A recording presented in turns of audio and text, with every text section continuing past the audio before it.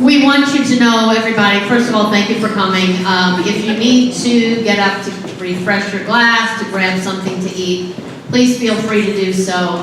It's a casual night, and we are delighted that you all are here. My name is Mary Ellen Patton, and I am the president of the Parents Association. Last May, our headmaster, Dr. John Strudwick, asked the Parents Association if we could put on some sort of event in conjunction with the HOS Symposium, which was Immigration, Emigration, and Migration.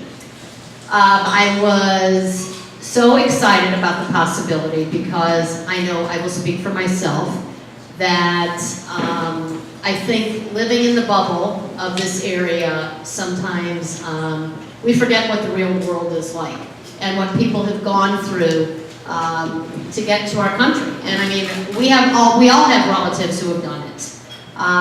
So anyway, thank you very much for coming. And I'd also like to say this event would not have been possible without the help of Sheila Moeller, who is the Director of Parent Relations. So thank you, Sheila.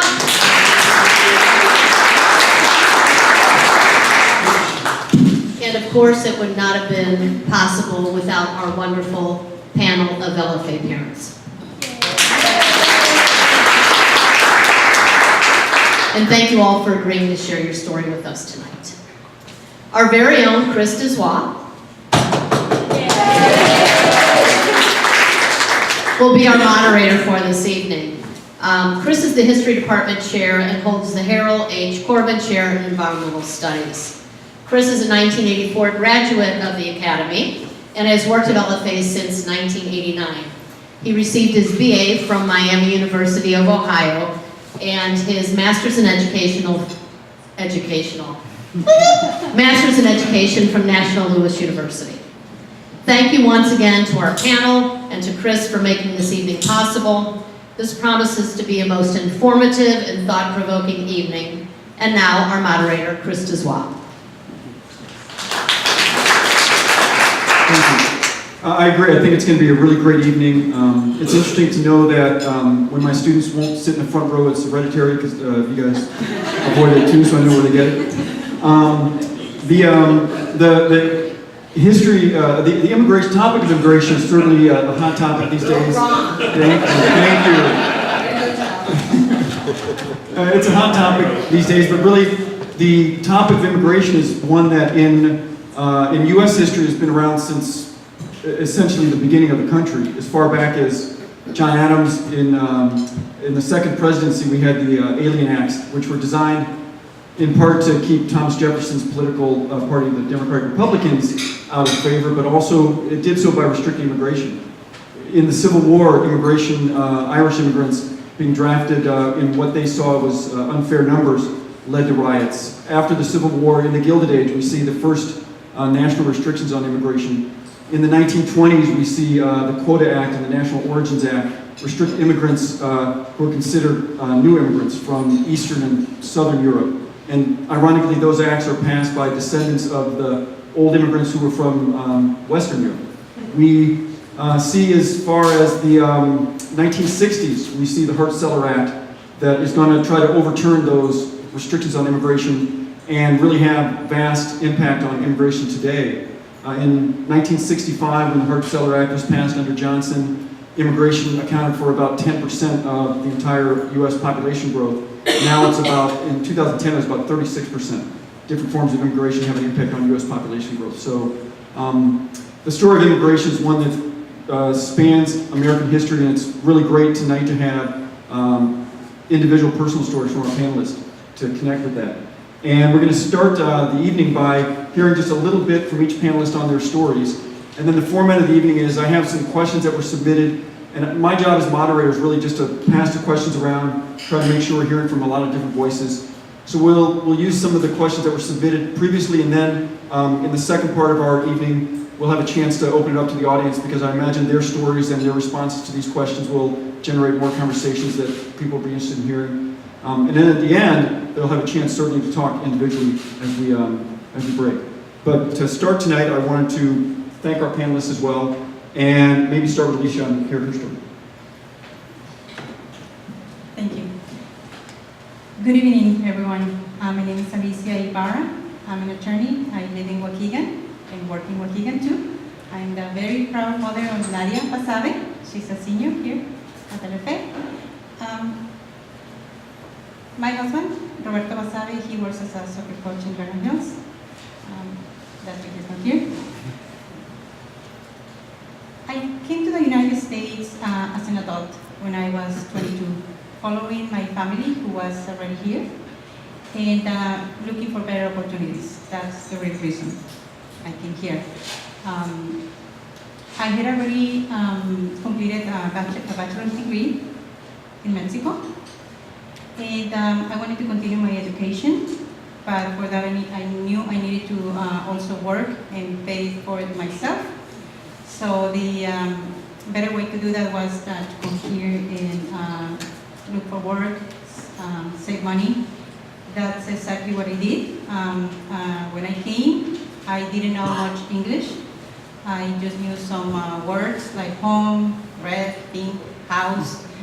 When I came, my sister had to translate for me, for the rest of the family, my brother-in-law and other people.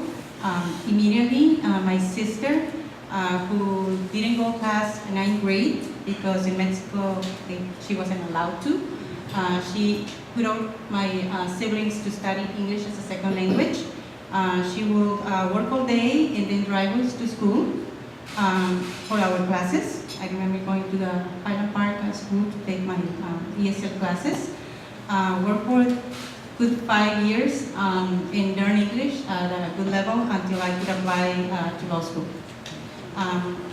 I have found very, very good people, and I feel very, very lucky to be in this country and to it's just been great to find such kind of people on my path and being able to achieve my goals. I cannot say that I did it myself, but with the help of a lot of people in this country.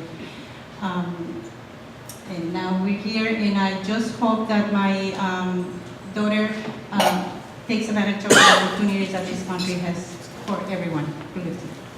Thank you.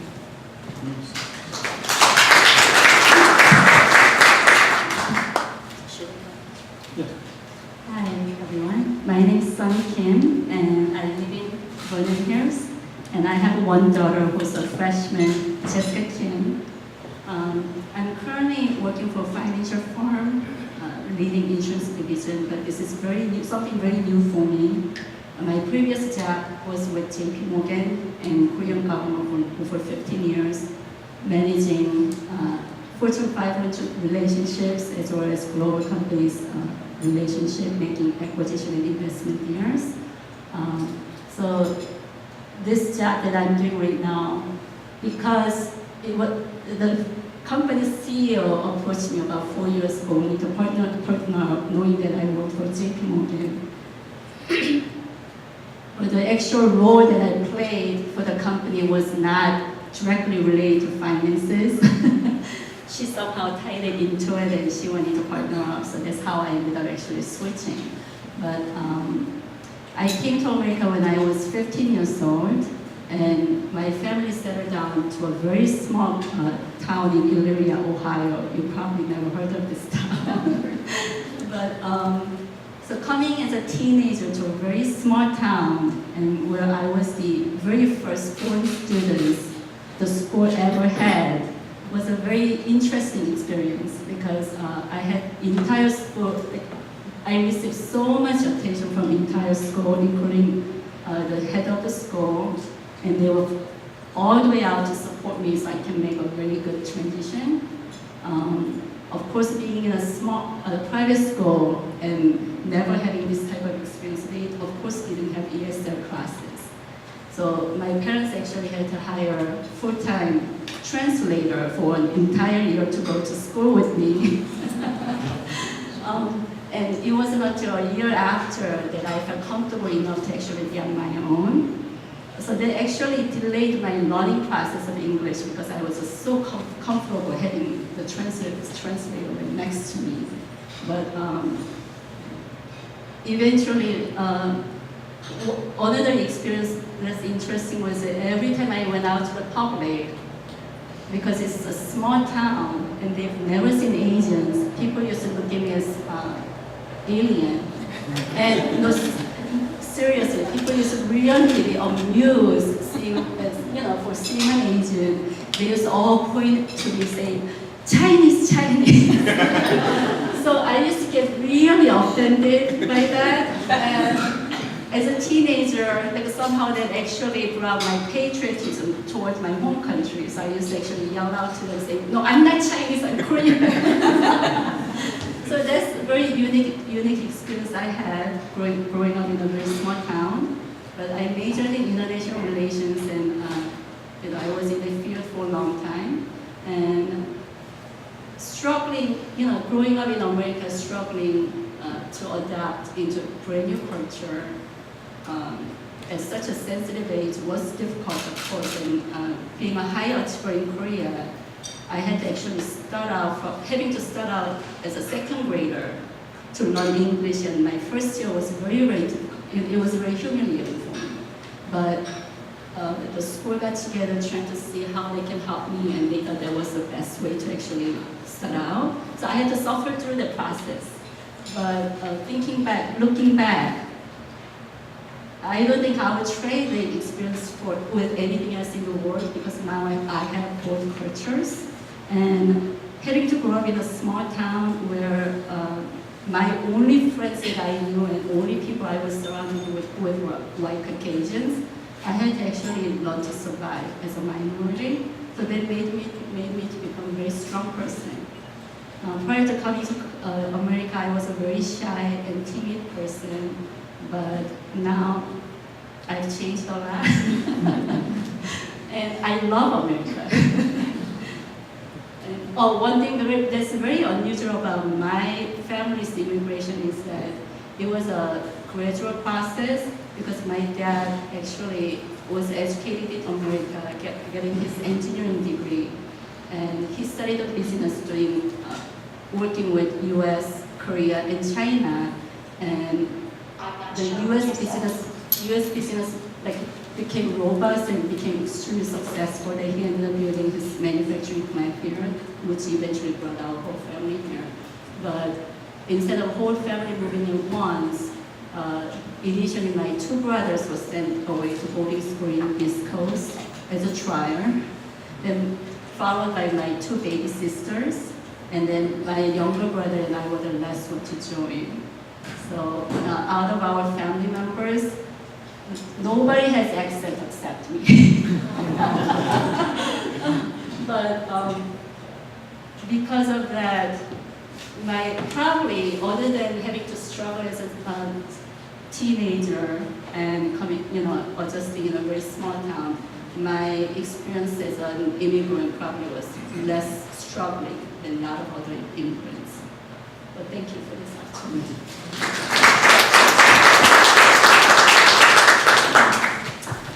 Good evening. My name is Alan Yasikov, and I'm the mother of Mark, who is a freshman this year.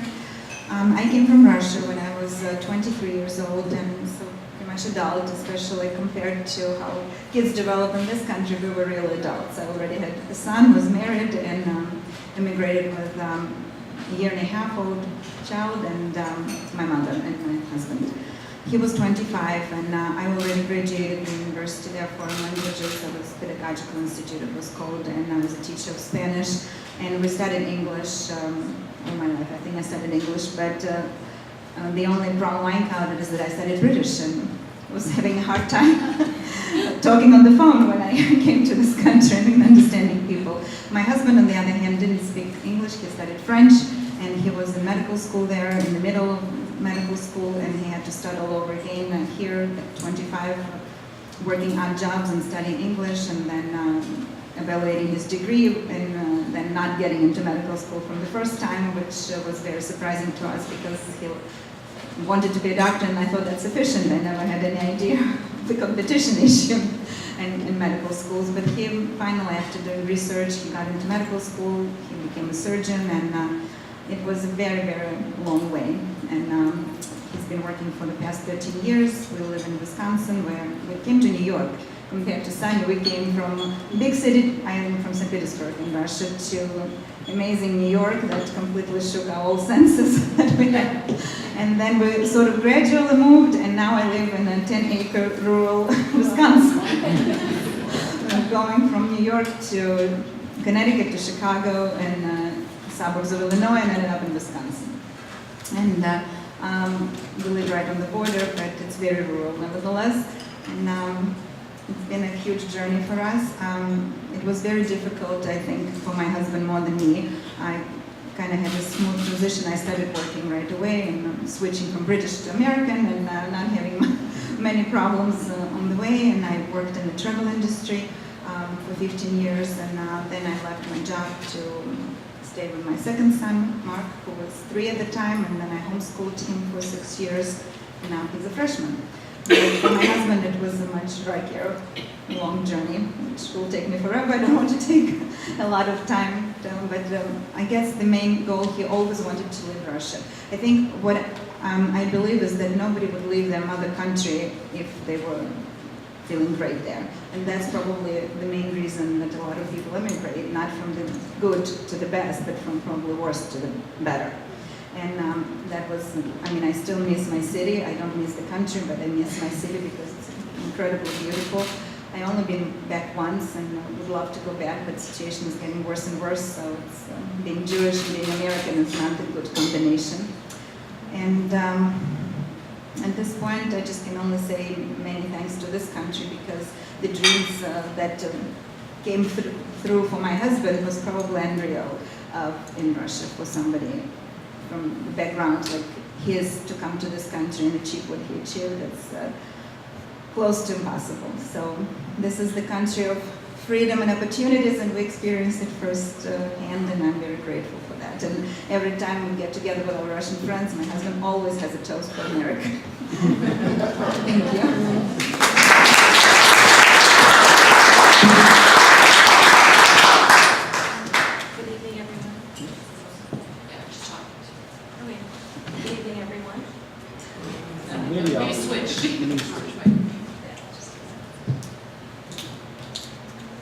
All right, good evening, everyone. My name is Faiza Sayed. I have a junior, Obaid, and a freshman, Nina, here at LFA, and I also have a second grader. His name is Zaid. I was born in Pakistan and only lived there for a few months. My family actually lived in Saudi Arabia, and I grew up there. And it was at age 11 that my family immigrated to London, actually, first. And that was because my older sister had graduated 9th grade from the American school there, and my parents were looking for better educational opportunities for all of us, and there's 4 of us, 4 siblings. And so we lived in London for about 5 years, and then we were moving again. We immigrated this time to the United States, but it was for the same reason, education. That was extremely important to my parents, and we moved here because they believed the universities here were far better than what we could have had in London. So I've been in the United States since I was 16, and I've been all over the map. I've been in Knoxville and Atlanta, Minneapolis, and then Boston, and then Milwaukee. And then in 2002, as an adult, and I was married and had 2 kids, I got to move back to London. And at that time, I got my master's in Islamic Societies and Cultures from the School of Oriental and African Studies there. And then in 2006, we moved back to the United States, and that's when I came here to Chicago with my family. So that's a quick rundown. I feel like I've moved so much, I wanted to share that with everybody. But having lived in all these different countries, I've had to adapt to a lot of different lifestyles, I guess. And so when we were in Saudi Arabia, we lived in a largely expatriate community. And so largely my experience was with international cultures, even more so, I mean, than the local Saudi culture and tradition. I shared the religion, but I didn't really get a feel for the culture there. And then conversely, I would say when we moved to London, and this was in the 1980s, I would say because of social prejudices, my family, we stayed mainly within the Muslim Pakistani community in London. And so, but when we moved to the States, we had, both a mix of both environments, and we were able to mingle and, get along with people from Pakistan as well as Americans. It was a totally different situation, definitely a lot more welcoming. And I think, that was one of the other reasons, other than education, looking for better job opportunities and a better quality of life, was why my parents wanted to move to America. And then, interestingly, in 2002, when I moved to London, I noticed that there was it was significantly more cosmopolitan than when I was there as a child. And having experienced that with my husband, Wilson, and our 2 kids, when we moved back to the States, we made it a priority to find schools for our children that I would say not only embrace different cultures and diversity, but actually promote understanding. And and to that end, that was one of the main factors, or a big factor, I would say, not the main factor. Of course, there's academics and sports too, but that was a big factor that we chose LFA. And I'd like to thank Dr. Strudwick for giving us this platform and opening this necessary dialogue, and to the Parent Association and Dr. Dozois and Sheila and everyone for just inviting all of us here so we can share our personal stories and our journey here. And to reiterate what Allah said, I do believe that nobody just leaves because they have it good and they're trying to get better. There's something missing. There's something you're not happy, or you're not feeling welcomed, or whatever it is, and then you move to better your life and the lives of your children and your family. So, thank you. And we definitely found that.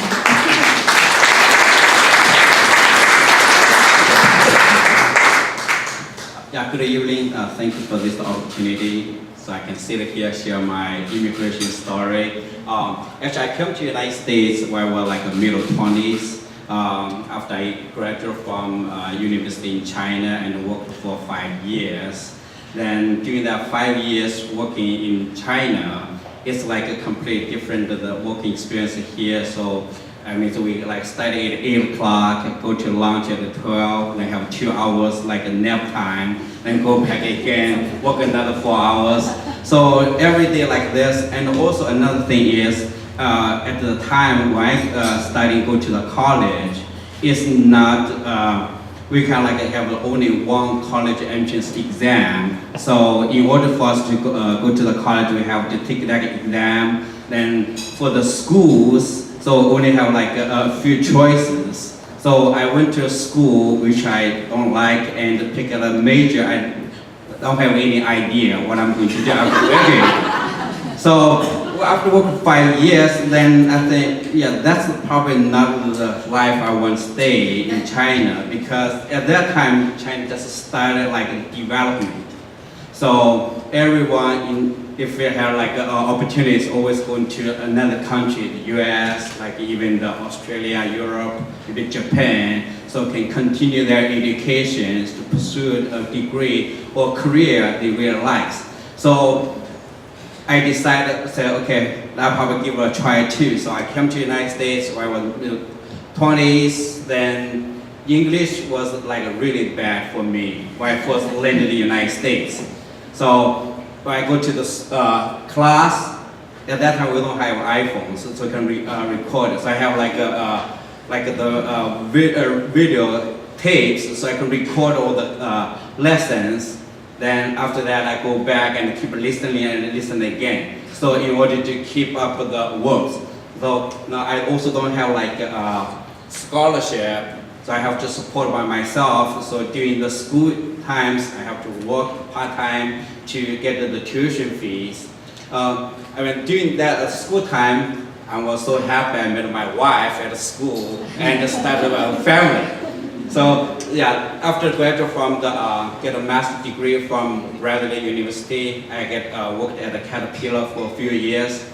Then my wife graduated from the school. So Peoria is like a little bit small for us, and also like around year 2000, the internet bubble starts, so it's hard to find a job in a small town Peoria. So then I get a job offer from at that time for Ameritech. So actually the resume was submitted like about 6 months ago. I never heard anything back from the Ameritech. Then 6 months later, I get a call saying, oh, we have an opening. Do you still interested? Say, okay, I talked to my wife, says, so Chicago is big places, so let's just go and move to there. So at that, we only had Angela, was my second daughter, at that time about 6 months old.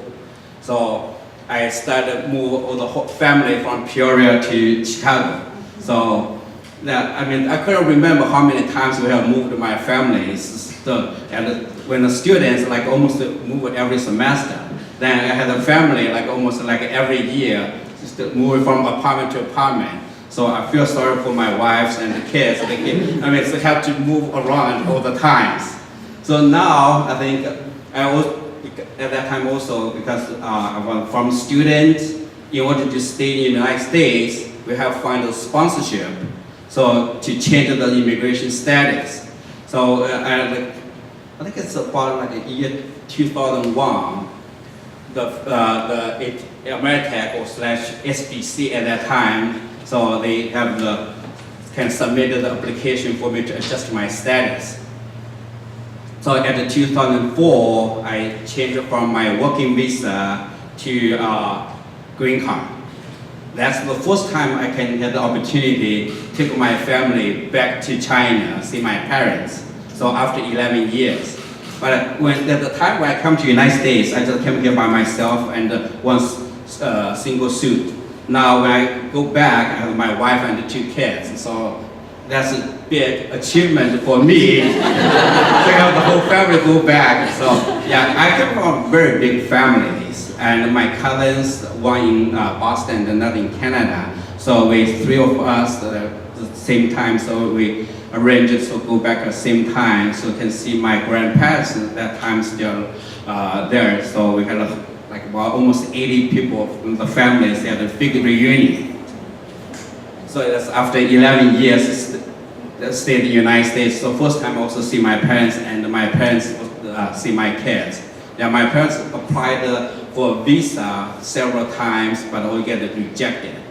So they cannot here. So glad my parents-in-law, Irish parents, can stay here to help us take care of the kids, so I can concentrate on my work. So now I'm kind of already worked for not for AT&T, so I don't know how many times my company name has been changed, even I work in the same campus.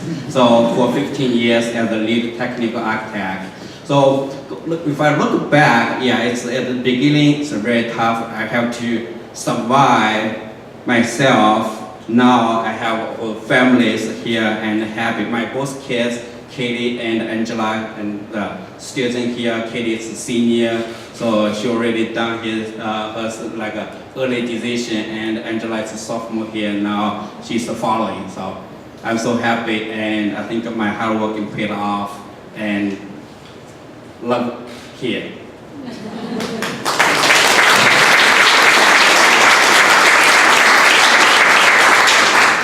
Thanks to everybody for those stories and some of that background.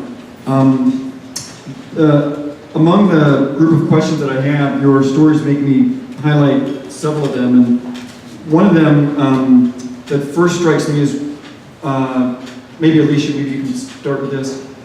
When you first come to the United States in those first days or weeks, what is that like? What's that feel like for someone who's coming in? You came in as an adult, but still, what circumstances are there that you face? Well, as I mentioned before, I was very lucky because many members of my family were here already. My oldest sister had immigrated in the late 70s with some uncles. And she started working and helping the family in Mexico. And then she started bringing more of my siblings and my mother. So I was the next to last to come to the United States. And I guess that's why I was older too at the time. Just 2 younger brothers came together a year after I did. So to be honest, I had a lot of support from my family. the most difficult part for me was really become independent again for the first few months in the United States. And the language too, but we know that we can always improve on that. But that was the hard part. I had been working in Mexico since I was 17 and did college at the same time. And I was supporting my younger siblings until they started coming here. So becoming independent again for every need that you have, that was really the hardest part, to be honest. Otherwise, it's just working hard to achieve your goals in the United States.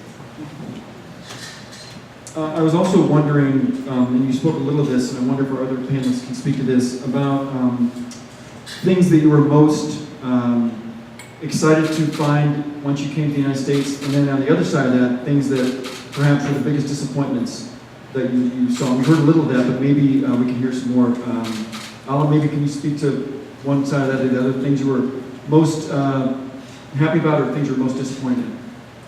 Well, first of all, the most happiness, I guess, came from that I came from the country that we lived behind the Iron Curtain. I left in '89, and that's when everything started to disassemble there.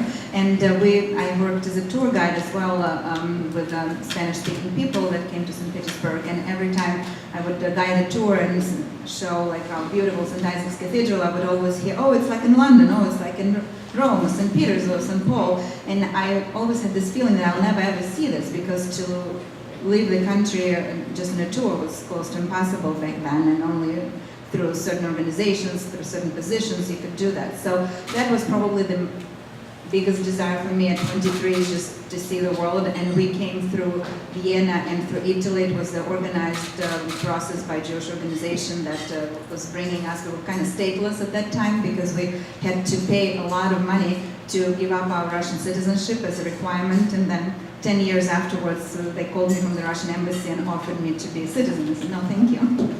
And we had to go to Vienna first, and then there was a quote in Italy. We had to live there for 3 months, and that was extremely exciting. My 59 at that time mother was extremely nervous and constantly on the verge of nervous breakdown with all this journey. But for us at 23, it was different, even though we were going to complete unknown. So excitement was one thing. It was a different culture, different everything. The language, speaking English, of course, helped. I worked from day 5, I think. For the first few months, Jewish organization helped us to go through the process, and then you're on your own. And we moved. This is my 10th move in this country. Then the house I live in now. We constantly moved the first few years too. But our goal was always for my husband to get to medical school, so everything was done towards that. And I don't think I had disappointment. I think the biggest disappointment was when he could get into the school, but I just was completely unaware of the process and how it was done, and competition. And actually the second time he got into school by virtue of a miracle, I think, because he got a letter of acceptance 2 days before the school started, so somebody dropped out and he got in. So that was pretty amazing. But we left Russia because of anti-Semitism, because it was pretty much embedded in the country and in the government and the politics, and we hope to find the absence of it in this country, and to a certain extent we did, but I guess if we talk about disappointments, I still found it here too.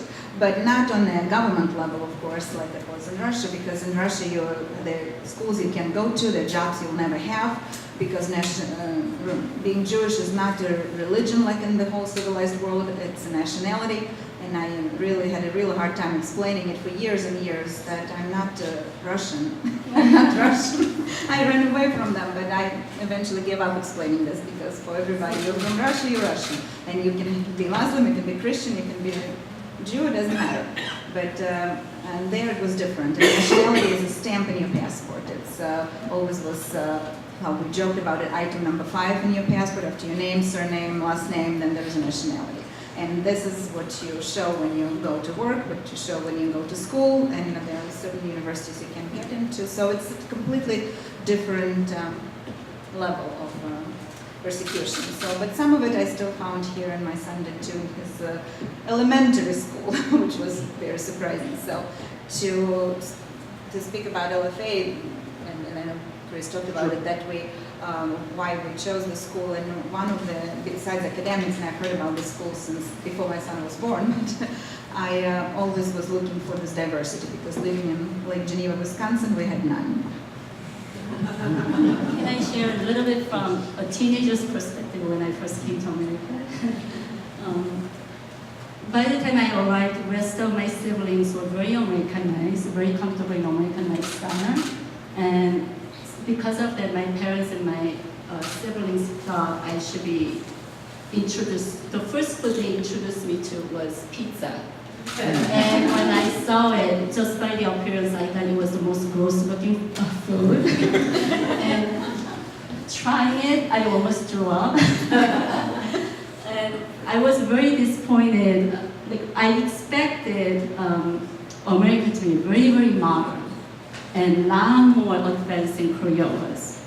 And I actually lived in one of the third largest cities in Korea. Although Korea itself is a very small country, the city that I lived in was a very modern city, very busy, very modern, you know.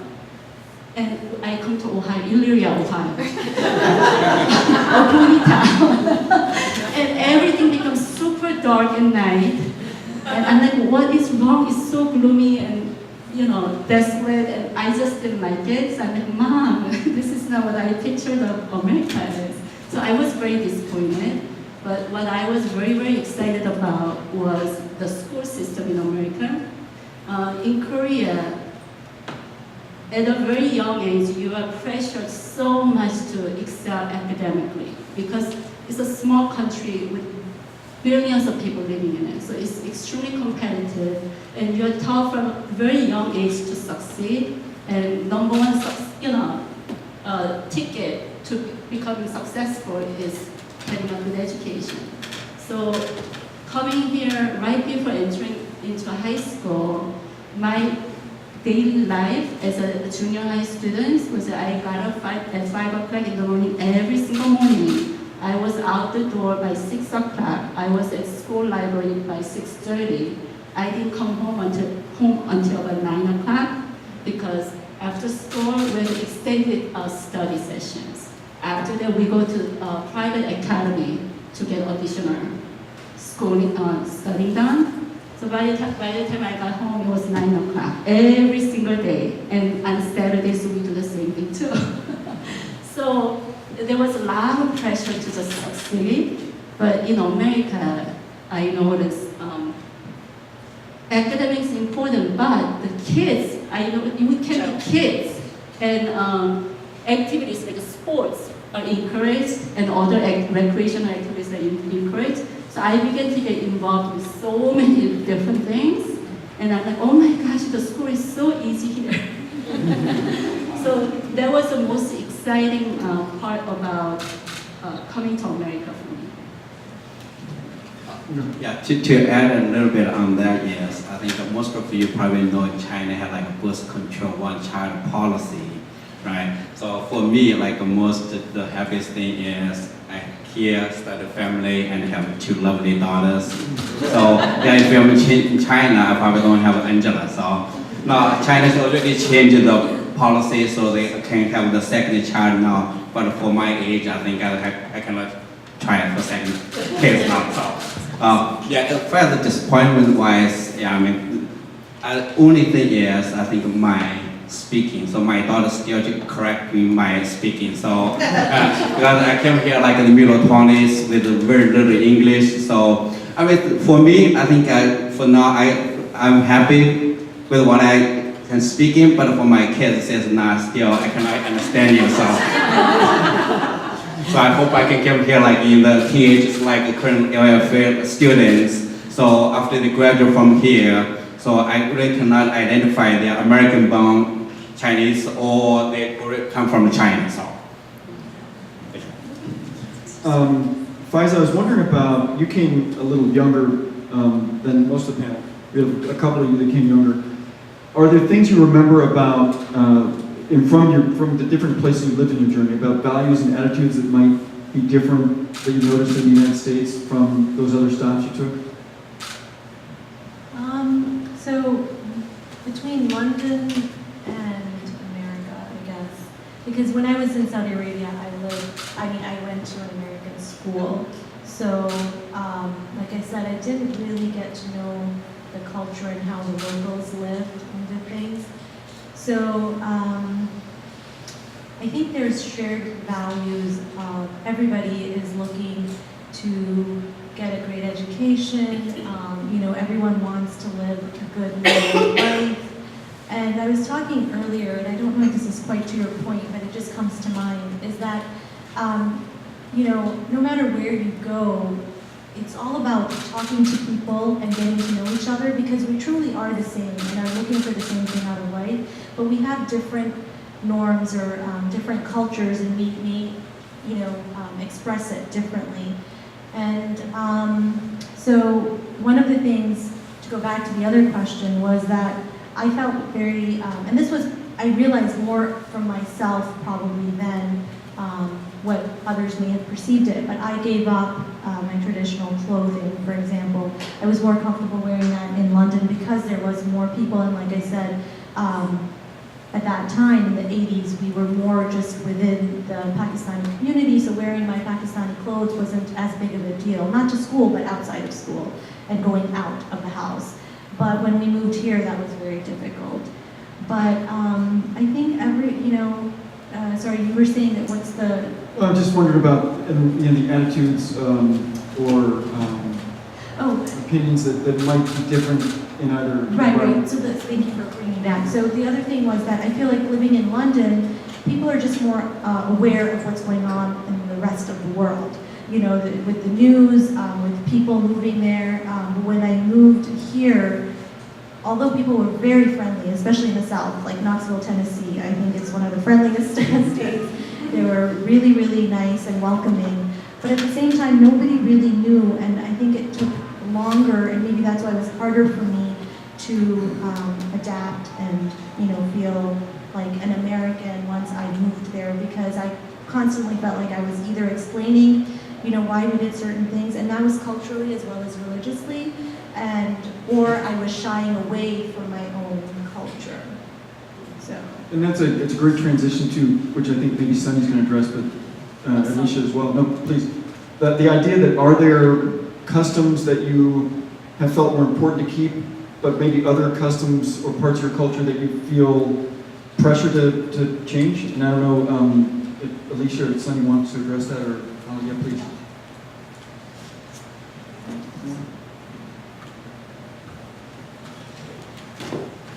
Well, one of the customs that we have very ingrained in Mexico is to be very close. We, as a family, an extended family, we tend to be close. We tend to see each other very often, which sometimes is hard here in the United States, because when people immigrate from other places, they sometimes end up in different states, so that makes it really hard. But at least in Mexico, families are really, really close in physically and emotionally. We get together very often. I think we even invent just something to celebrate. Anything, all the holidays. There be large families. There's almost every weekend there's a birthday or an anniversary to celebrate. That's one thing that we kept, luckily, because most of my siblings are here, and I think that would be very hard to forget. I went to study in San Diego, and I intended to move. Actually, I moved to Florida and took my test there and had my license there, but came back to Illinois because my family is here. Even though it was really nice in California, really nice in Florida, I just miss my family even as an adult. And a married adult, so I just felt that I had to come back. Another custom is that we tend to take care of our elderly, and I see that's something different here, because here we are also busy, and I say we because I'm the same. So it's sometimes very hard to take care of the elderly, and we just tend to do something different with them. That's a little hard now, my mother being 84. It is hard, but we're there, all of us. And those are two of the things that change, it's different. Well, one of the biggest thing about Korean culture is that there's a definite social structure as well as the structure for respect between elders and youngers. Even in the language, there's a different formation. Like there's a respected form language versus casual language. So the biggest thing I noticed is in America was that everyone talks very casual. No matter how old you are my friends. You talk on name basis. In Korea, that's a no-no. You never refer to your teacher by their name. It's always Mr. or Mrs. And you always address in a respectable form.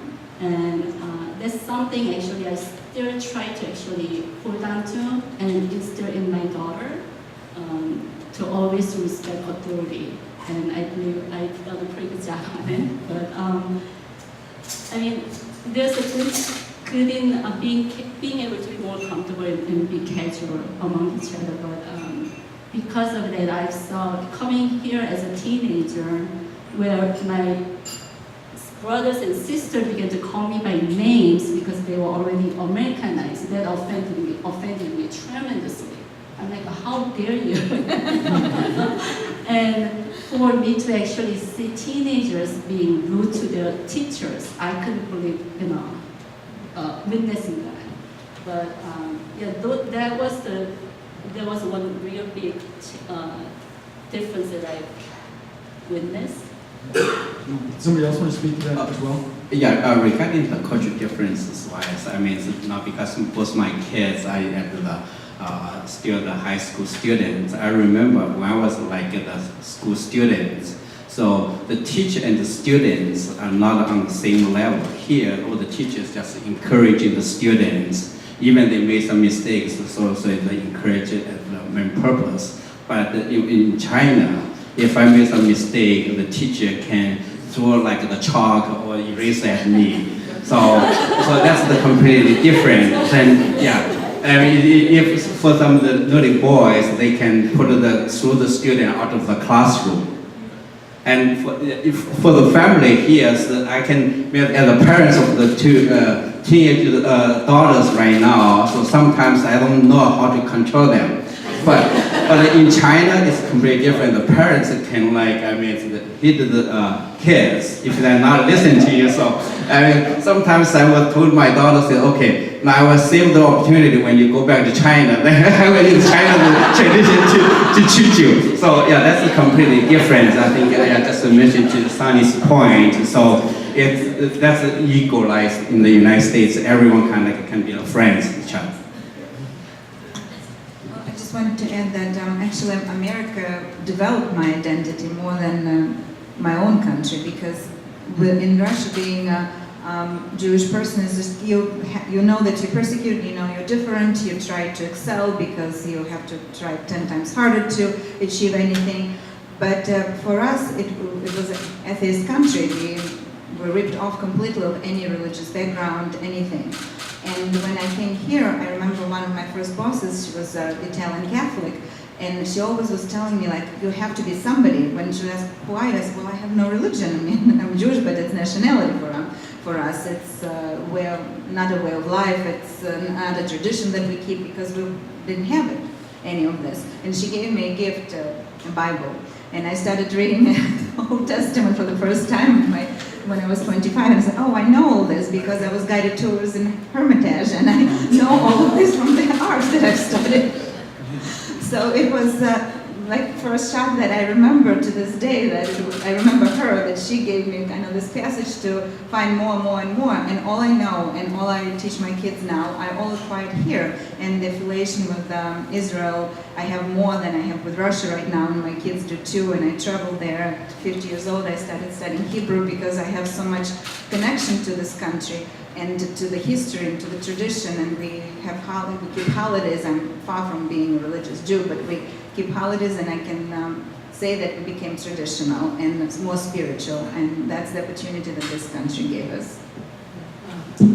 And I want to open it up in a moment to questions from the folks in the audience, because I imagine there's some things that I'd like to give you guys a chance to direct the conversation as well. But I had one last thought that I was interested in hearing from our panelists, and maybe Faiza can start with this and others might chime in. Do you remember or have you noticed a difference in gender roles, men and women's roles from your country to the United States?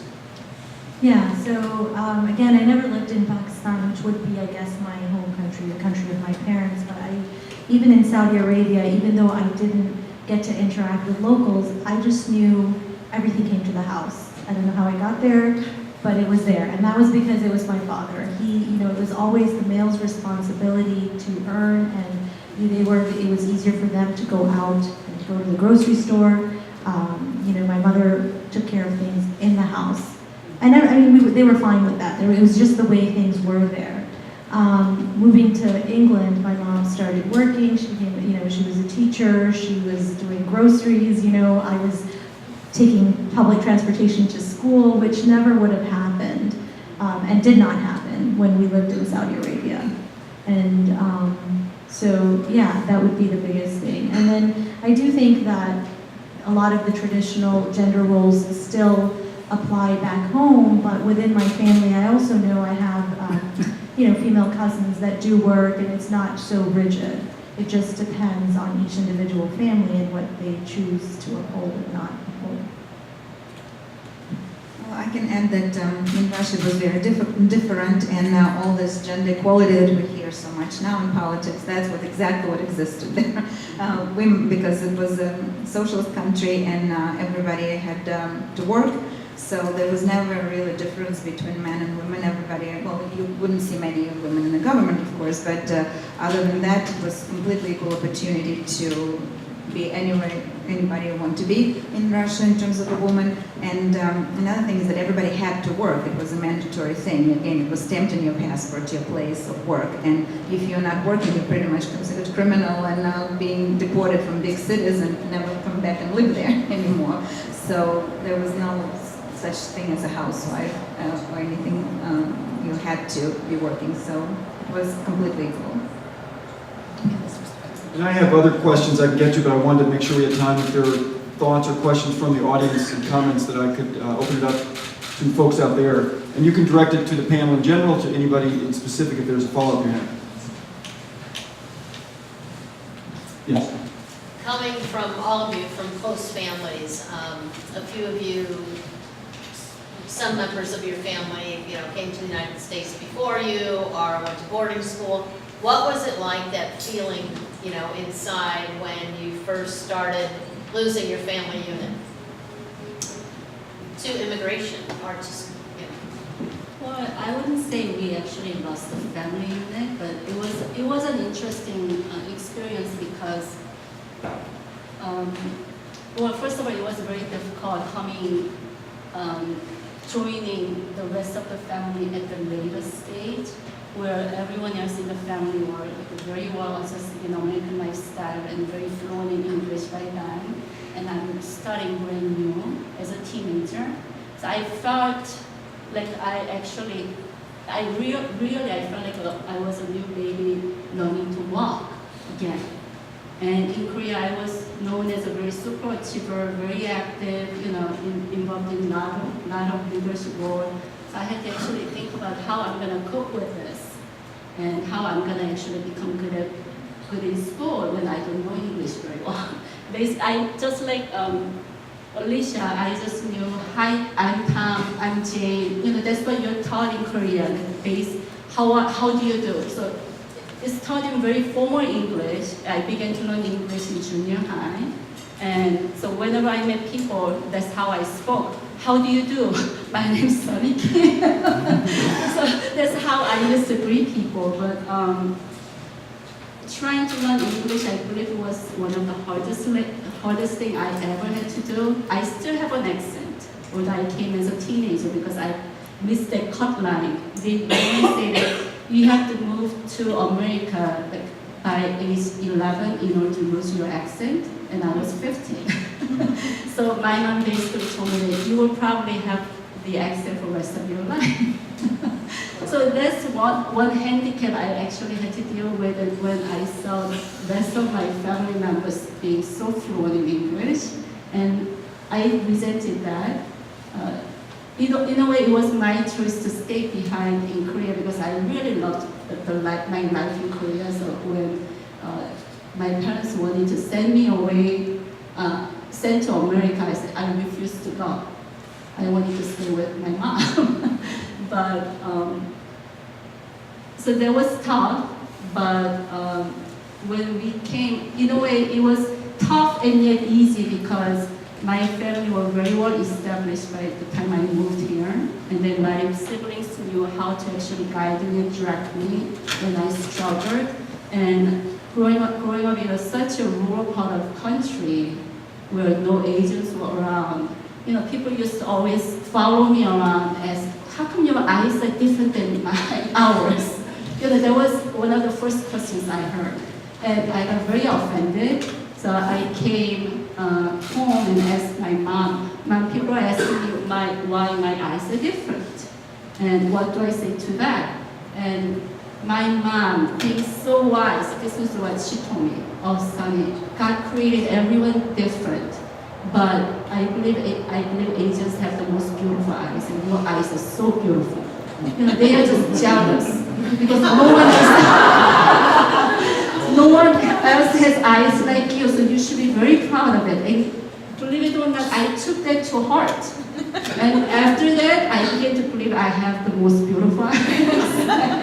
And that's the attitude I began to put out. And whenever people began to make comments about my appearance, it didn't bother me anymore. But I went through some of those processes where my parents and my siblings actually helped me along to better cope instead of having to really struggle through. And just like Ella said, like the identity that I have formed now, I believe America has really molded me to become who I am. Because before, in Korean culture, because respect is so highly emphasized, you are not even allowed to look at your parents or elders directly in the eyes when you're communicating.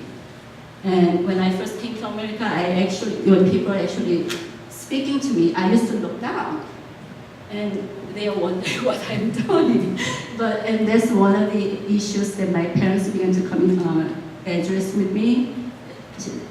They would actually make me sit down and practice with them. Like in America, you need to look people in the eyes.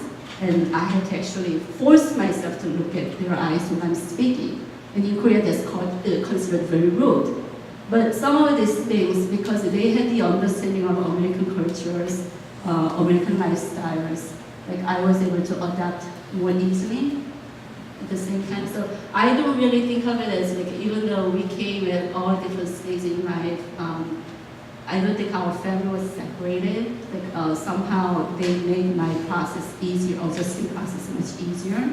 And I was very grateful that my parents worked so hard to make it comfortable before I actually moved to America. Other questions for our panel? Yes. How have you found the process to become citizen or permanent resident?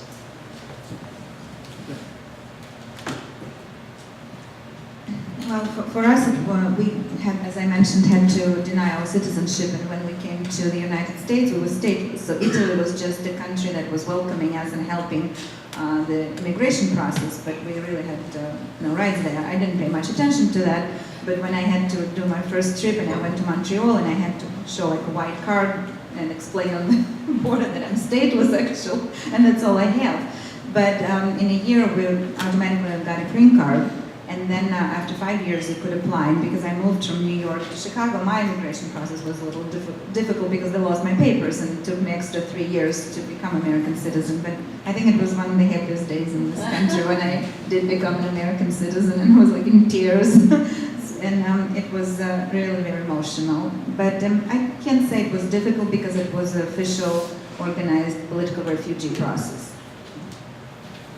Yeah, to answer your question, is actually for me, it's kind of I feel that the process is a very long and pain process. Because I think first we have to, after graduate from schools, now we have to find a company and sponsor the immigration process.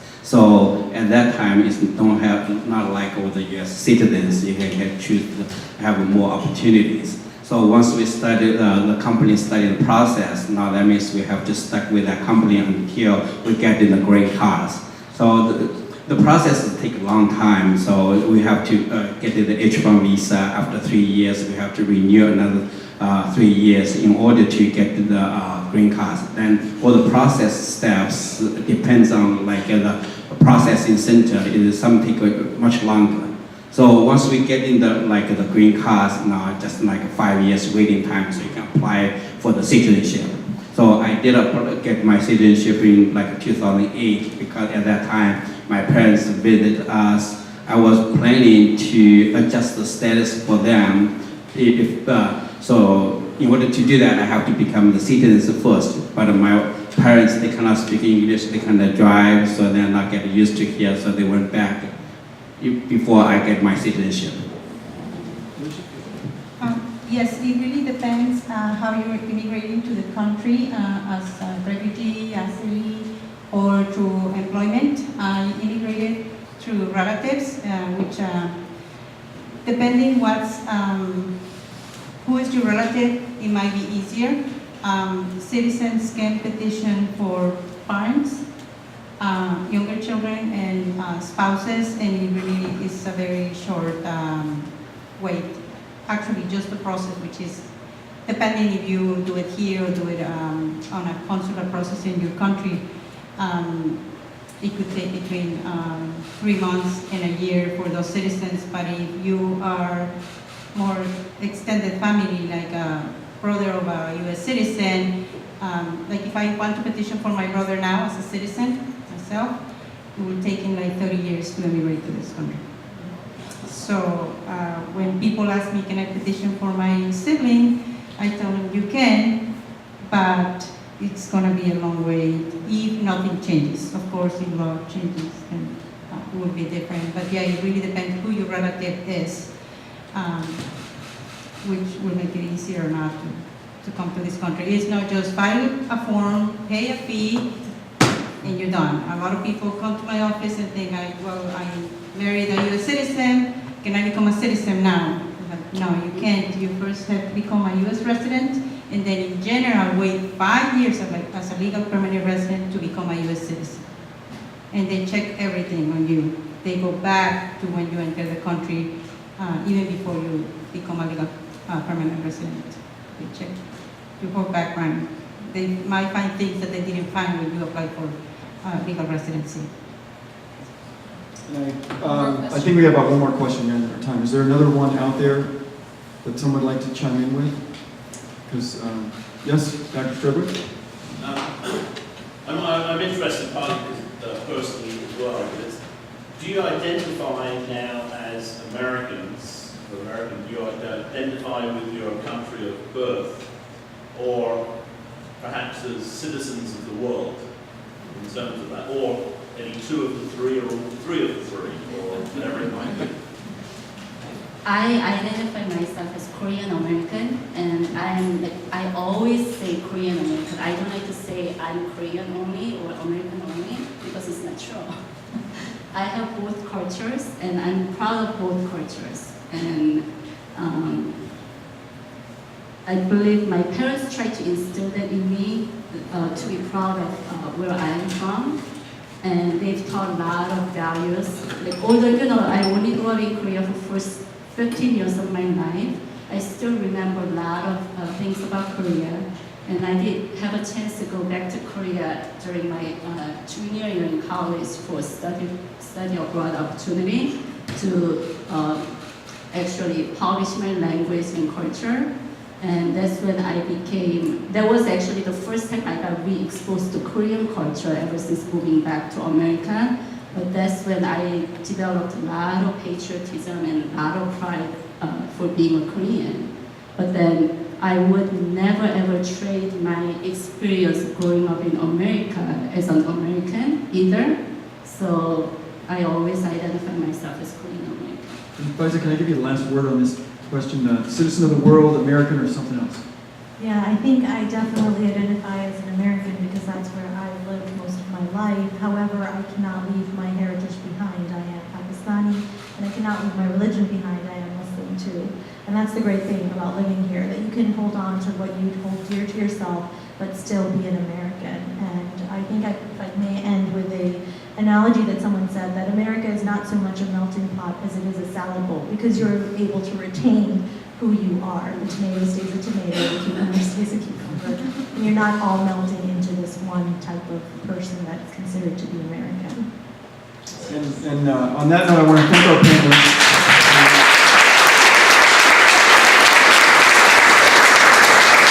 And I notice a lot of refreshments that are still back there waiting to be enjoyed, so please take some time here with our panelists one-on-one afterwards. Thanks everybody for coming tonight. Appreciate it. Thank you.